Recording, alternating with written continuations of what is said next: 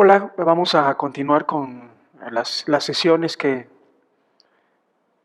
vamos a ver el día de hoy. Hemos hablado acerca de los periodos, dos periodos de la historia. Recuerden que hemos dividido la historia en 6 periodos y ya hemos visto el primer periodo, que es el periodo apostólico, y lo hemos enmarcado del año 30 al año 100.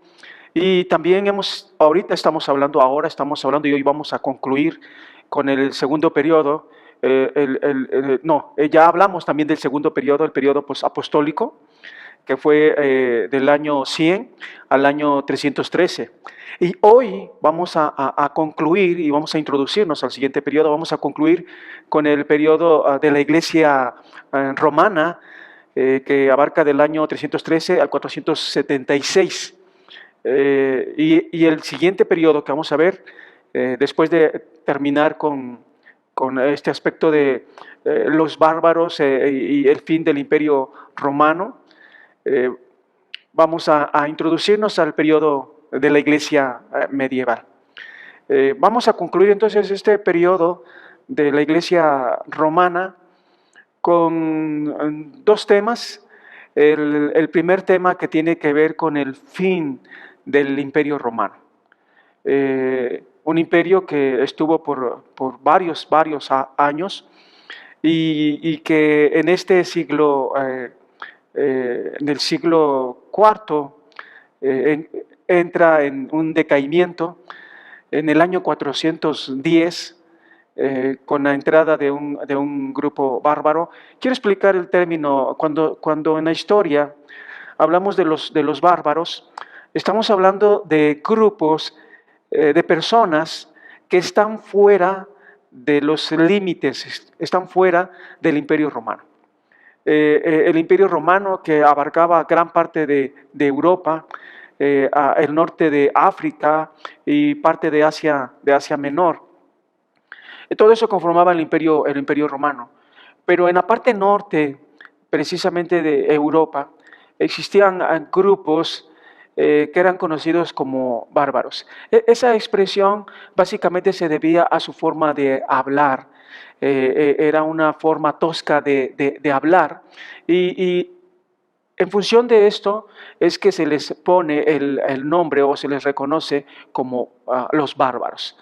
Entonces, este imperio romano, en el año 410, entra en un grupo de los bárbaros, disminuye el poderío del imperio romano, ya no tiene el control que tenía antaño, y esto va a provocar su caída finalmente en el año 476 después de Cristo. Las razones de la caída del imperio en realidad son muy complejas, pero el imperio tenía que sucumbir porque era imposible mantener ese desequilibrio que existía entre la vida de sus súbditos y la de los bárbaros. Entonces, a fines del siglo V, la porción occidental del Imperio Romano había quedado dividido entre una serie de reinos bárbaros. Entraron los bárbaros y formaron diferentes reinos dentro de lo que antes se reconocía como el Imperio Romano. Por ejemplo, en el norte de África estuvo un grupo de bárbaros llamados los vándalos. En España, los visigodos.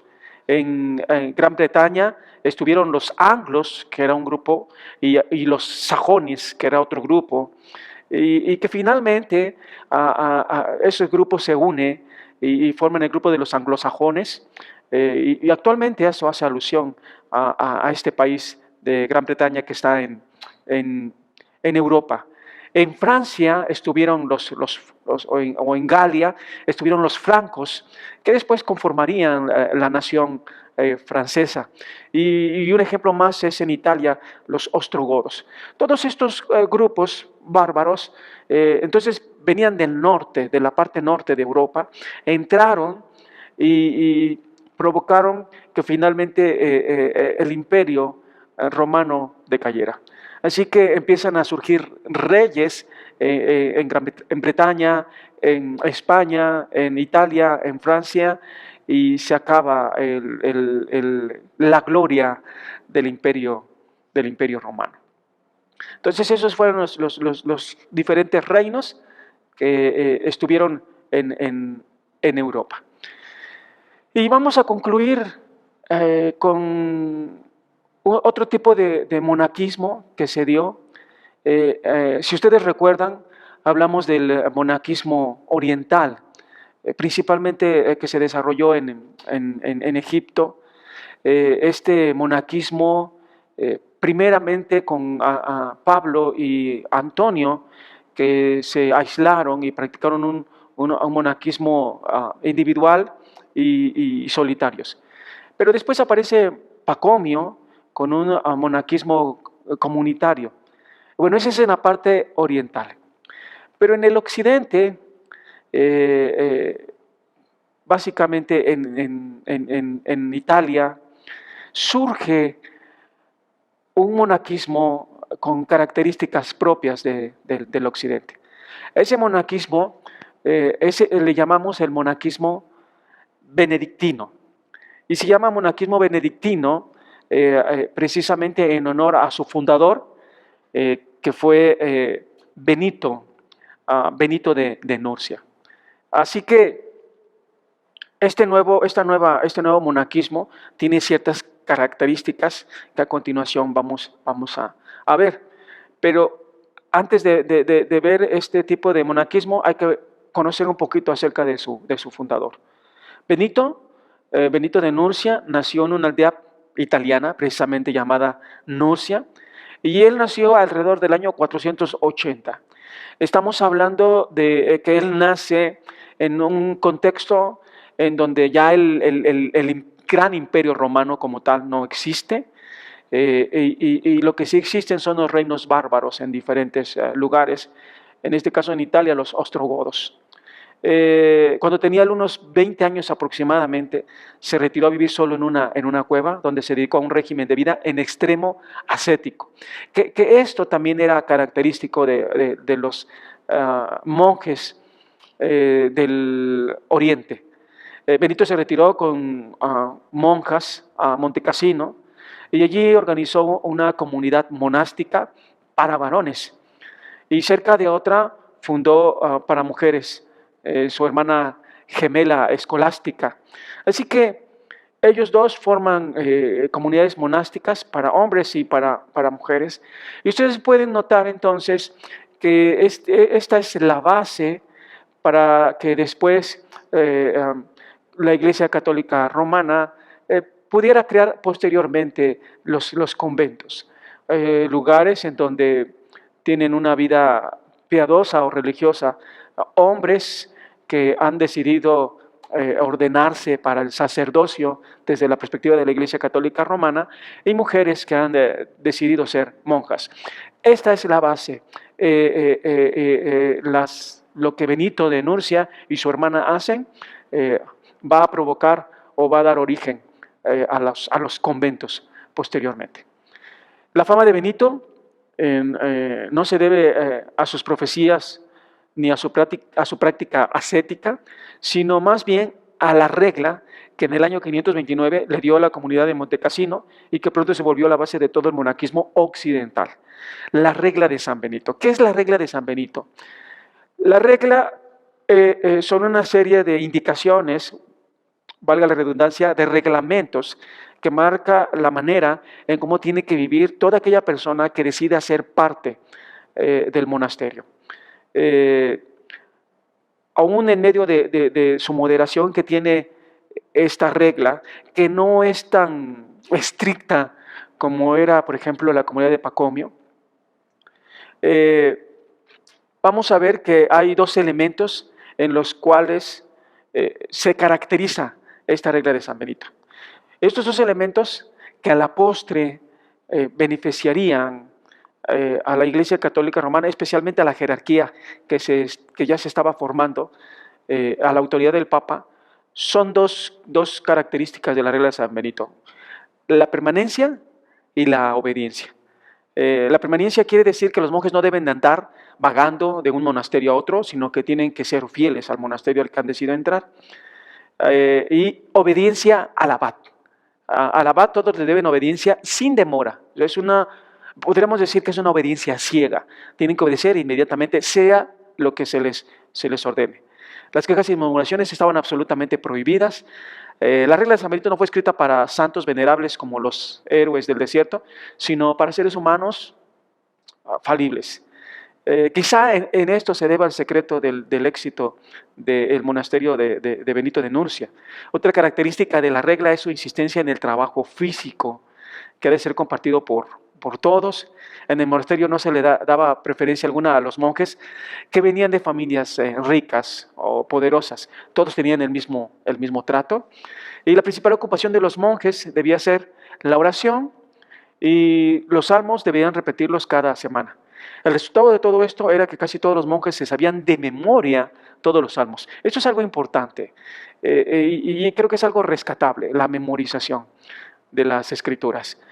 Si bien es cierto que ahora en nuestro tiempo, con la tecnología tenemos a la mano la Biblia, con apretar un botón y diferentes versiones, pero creo que sigue siendo una práctica importante la memorización de las Sagradas Escrituras. Deberíamos reconsiderar esto y aprendernos a pequeñas porciones de la Biblia de memoria, que además nos pueden ayudar para en algún momento especial en nuestra memoria pueda retomar esa palabra que tenemos ahí cuando la necesitemos. Esto es algo rescatable de la regla de San Benito. El desarrollo del monaquismo benedictino, ¿cómo se fue desarrollando? Aunque la regla de San Benito dice poco acerca del estudio, pronto este monaquismo benedictino se distinguió en ese sentido. Este tipo de monaquismo vino a ser el brazo derecho de la obra misionera de la Iglesia medieval, y este se expandió por su relación estrecha con el creciente poder papal, especialmente por la ayuda del Papa Gregorio I.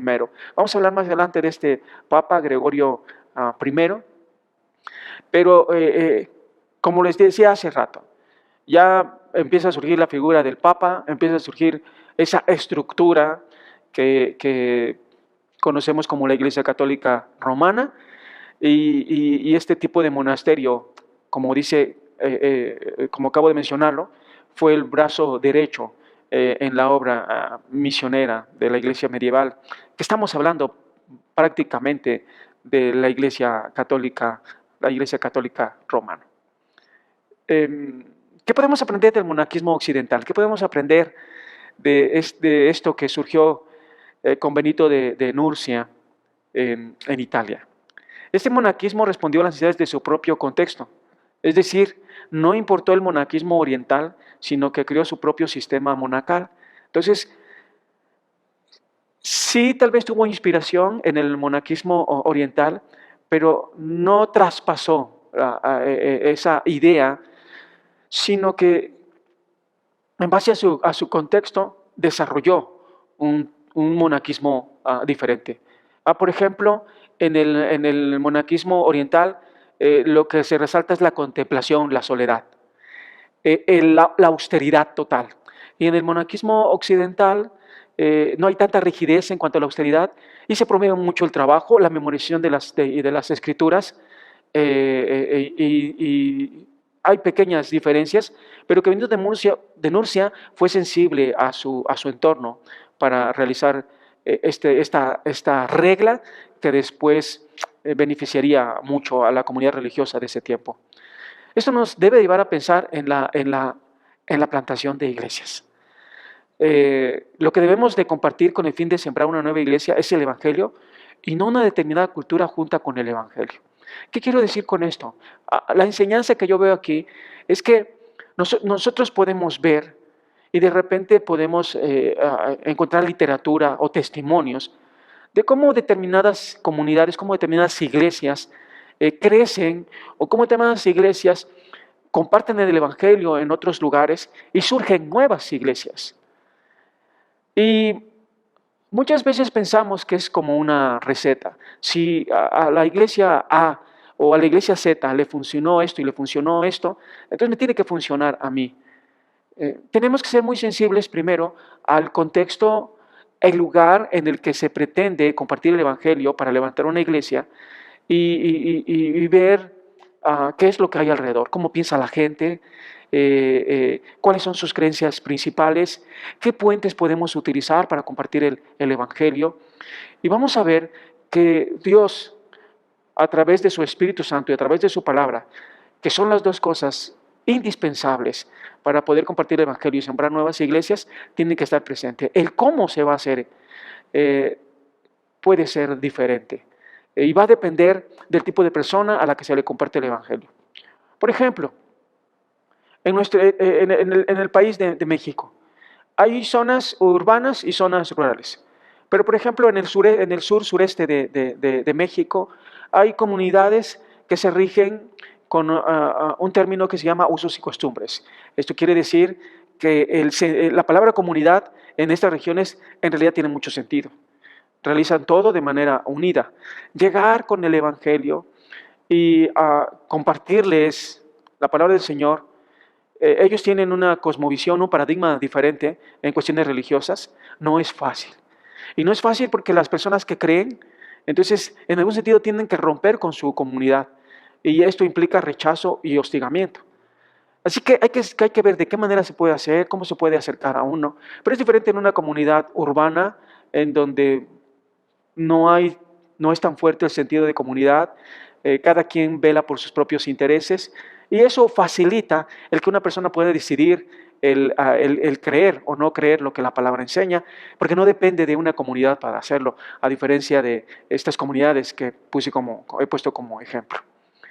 Cada nueva iglesia debe ser capaz de tener sus propias características culturales moldeadas por la palabra de Dios. No todo en la cultura es malo. Hay cuestiones que son buenas.